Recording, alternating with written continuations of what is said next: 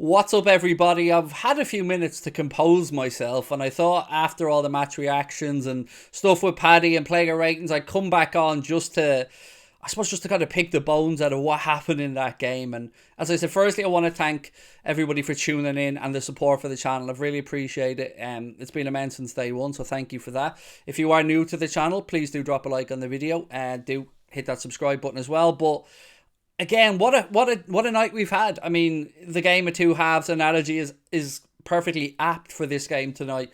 We went to the Madrigal. We put out an 11 that I had no complaints about. You could nitpick whether you wanted Diogo Jota or you wanted Luis Diaz, but ultimately Klopp made his decision. But what unfolded in the first 45 minutes, and I'm very rarely shocked. These days I've been around watching football long enough to, I think, and I've thought I've seen everything.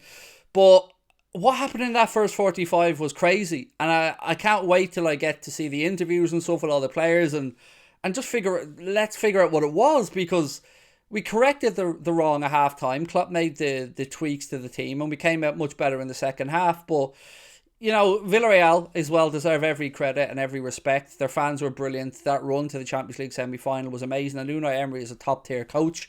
You know, don't look at his time at Arsenal and let that fool you. The man is a very astute tactician. But the flashbacks, and as Paddy was saying to me as well, the comparison with their headed goal to Gini Wijnaldum's goal for us in the Barcelona game, you know, it's only now that he's mentioned it to me and I've had a chance to think about it. I'm glad I didn't realise that during the game, because I probably would have thought, uh-oh, we're in big trouble here. But yeah, we went in at half time, 2 down, still on par on the tie, which was important because, you know, a lot of people were thinking that was it, we were out, but there was still 45 minutes of football to go. And 45 minutes in football is a very, very long time. And in the second half, it's weird how the mentality of games go, isn't it? Because when you're Villarreal and you're 2-0 down in aggregate and you're chasing the tie and you're fighting and you're working and you're chasing and you're giving it 100% and you know you're chasing the tie, you're behind. It's mad how the psychology of football works, because as soon as they got to 2-2, I felt like they allowed us back into the game a little bit by sitting off. And it's natural. It's entirely natural. Anybody who's played sport at any level will know this. We've all been in those occasions where you're on for a dramatic comeback, you pull it back, you're level, and then you think, don't lose it again. Don't push too hard. Don't let them in. Don't lose it. And you kind of change everything that got you to where you were in the game to got you back into the tie, because all of a sudden now you've got something to lose where you didn't when you were chasing it. But we took control in the second half. Thiago showed up massively, and I thought he set the tempo with the second half. We looked like we finally got to grips with whatever was up at the pitch that we weren't able to pass the ball in the first half. And I don't want to use the pitch as an excuse whatsoever, because both teams have the same pitch, both rainwater on there for both teams. But for us, we didn't get to grips with it. And I don't want to think it was the occasion, because look, these boys have been in hostile environments. They've been away in the Santiago Bernabeu. They've been away at the Camp Nou. They've been over in Benfica. They've been everywhere. They've been over in Paris against PSG. They're well travelled, well versed, and it is nights like tonight that just make me understand and make me kind of refresh my own memory of why we love the game. It's batshit crazy, and there's no rhyme or reason for that game panning out the way it did tonight, with two completely different halves and a much better performance from us in the second half after looking like we couldn't string together passes in the first half. So it was one of the reasons why we all fell in love with the sport, I think, for nights like tonight. It never ceases to make me smile as well when we go behind, how the chat jumps up and the viewing numbers jump up as people look to pile on and come into the chat and compound what is already a miserable situation for us by throwing their 2 cents in, and how they disappear very quickly when we wrestle back control of the tie. But we have found our way to another Champions League final. Who knows who will play in the final? We'll find that out tomorrow. Personal preference, I won't lie, I would like Real Madrid for a couple of reasons. The payback for the final that we lost to them, the one I'm talking about. The instance I'm going to bring up where Mohamed Salah was wrestled to the ground by Sergio Ramos. I'd love us to put that right. And also I think going into it against Real Madrid, I think maybe slight favourites to Liverpool, 55-45. But if we were to play City, the two teams are almost inseparable. 3 times this season, a 2-2, a 2-2, and a 3-2 victory to us. So that would be a real 50-50 tie. If you promised me we'd win it, I'd love to beat Manchester City in the final. But the idea of potentially losing to City and seeing them lift their first European Cup, petrifies me, because the worst thing that could possibly happen to us would be to not win one of the 2 big trophies this season after the effort and the graft the boys have put in. FA Cup final, we're playing against a Chelsea team that look a bit all over the place at the minute. Obviously their club is a bit of upheaval with the ownership situation, who's staying, who's going, all that kind of stuff. Lukaku hasn't worked out for them, so I'd make us favourites going into the FA Cup final, albeit Chelsea are to be respected. But we got to win one of the 2 big ones. The one that's in our own destiny is, of course, the Champions League final. We can, we can win that. Nobody can stop us from winning that if we win the game. But the league isn't in our own hands as of right now, and we've got to hope for a bit of a help from somebody. And people are going to call us bottlers if we don't win the league, or going to call City bottlers if they don't win the league. But there's no bottlers in either of these 2 teams. Liverpool in their last 14 games in the league have won 13, drawn 1.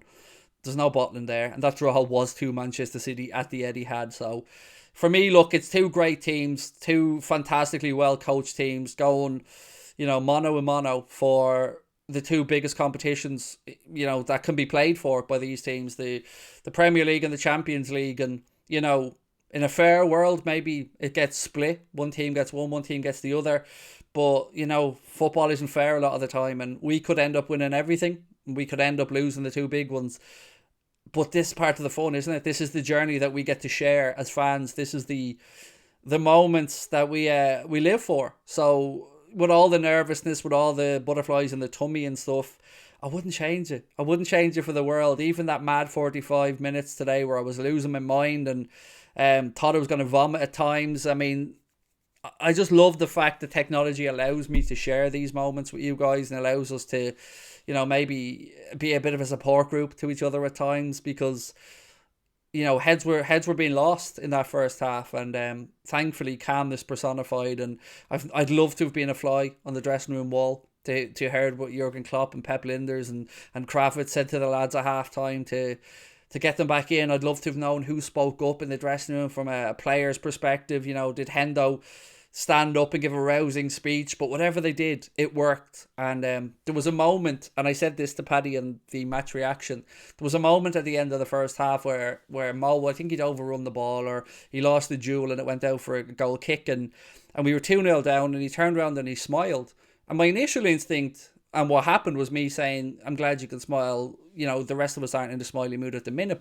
But the more I thought about it, the more I actually respect him for it, because that's why he's Mohamed Salah, and I'm sitting here, a nobody at home, because he believed, he knew the quality that he had around them. He knew that the game was still there, and he knew that they would find a way. And, how dare we doubt them, How dare we? Because this group keep answering, they keep coming back, and they keep delivering. So, look, we'll see what happens over the next few weeks. We've got a game against Spurs Saturday, a 7:45 kickoff or 8 p.m. kickoff for that one.